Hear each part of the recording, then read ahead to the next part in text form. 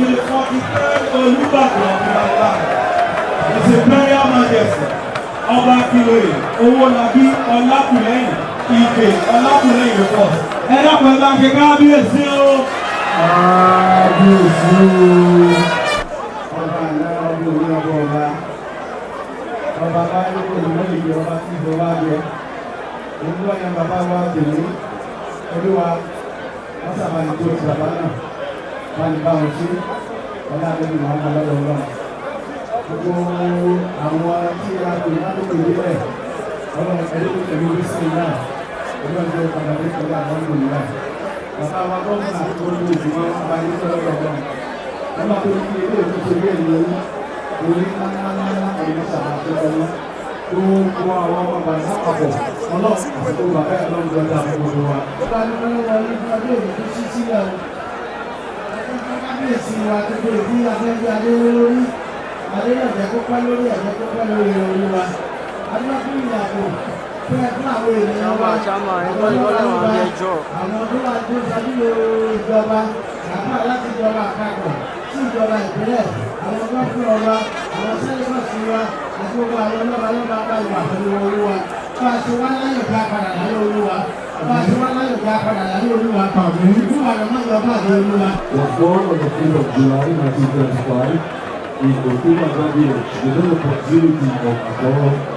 In the present day on our local government area of the Oyo State, Tufa Ishola Oke Owolabi and Madam Adeola Oremi, Ajilaro Owolabi Owolabi.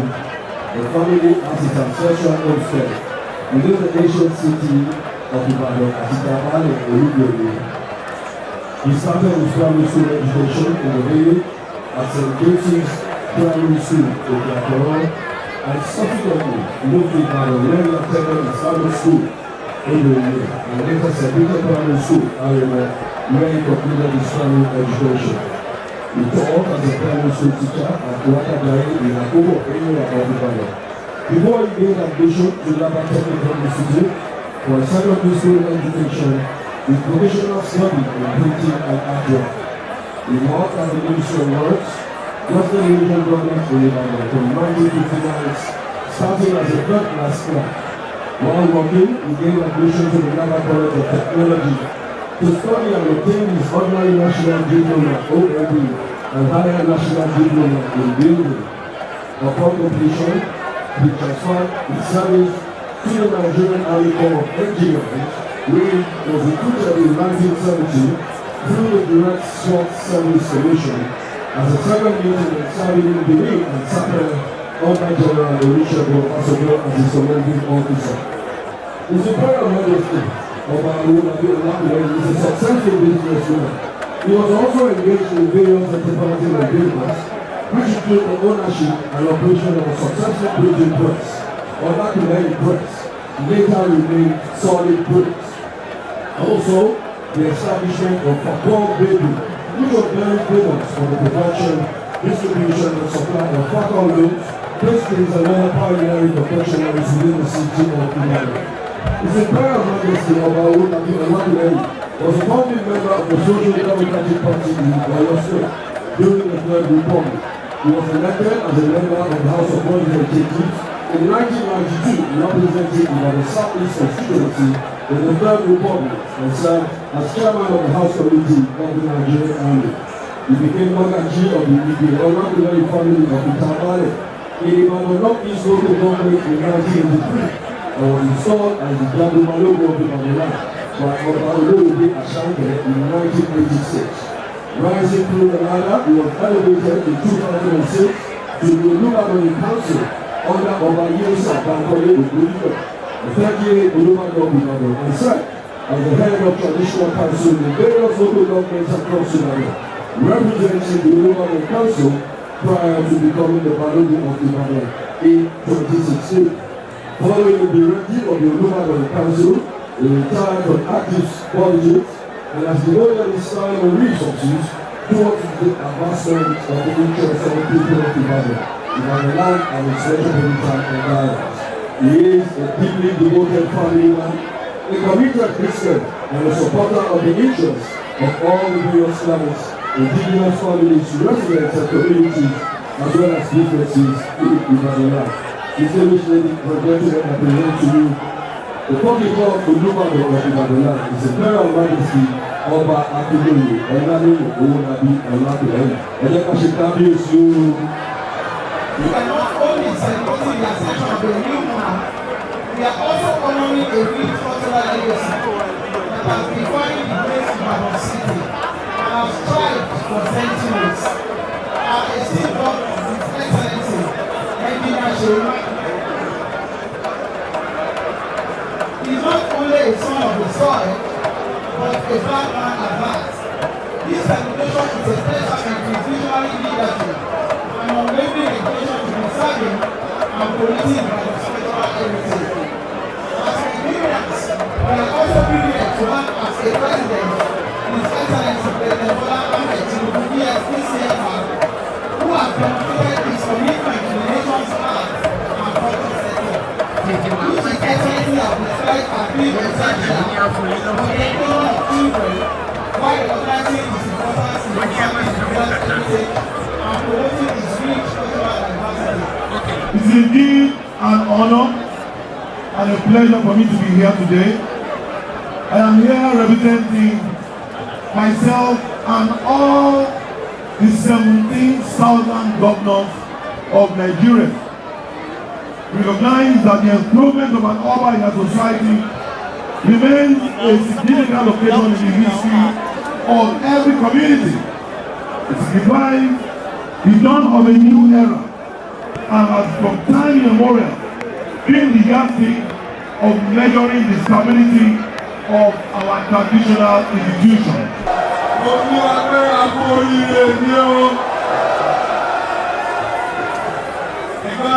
Kábíyèsí ọba Owólabí Ọlákùlẹ́yìn á tu gbogbo alára o. Àmín o. Á tu Ìbàdàn lára o. Ẹ̀ẹ́dẹ́gbọ́ onígbẹ̀gbẹ̀rẹ̀ fún kábíyèsí. Kábíyèsí ìgbà yìí o, àsìkò yìí o, á tù wá lára o. Á tù wá lára o. Á tù wá lára o. Ìgbà yìí o, àsìkò yìí o, á tù wá lára o. Hi, Engineer Seyi Makinde, the Executive Governor of Oyo State, Nigeria, in the exercise of the powers conferred upon me by subsections 1 and 2 of Section 20 of the Chief's Law, Cap 28, Volume 1, Laws of Oyo State of Nigeria, 2000. By virtue of all other powers enabling in that behalf, hereby present the staff of office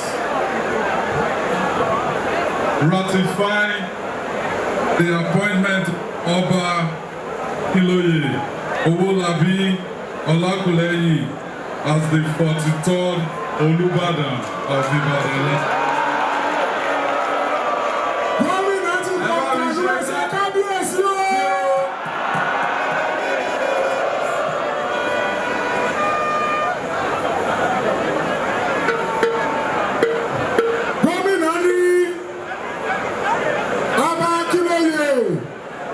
Owólabí Ọlákùlẹ́yìn Ìgè Ọlákùlẹ́yìn the first ìní Olúbàdàn kẹtàlẹ́.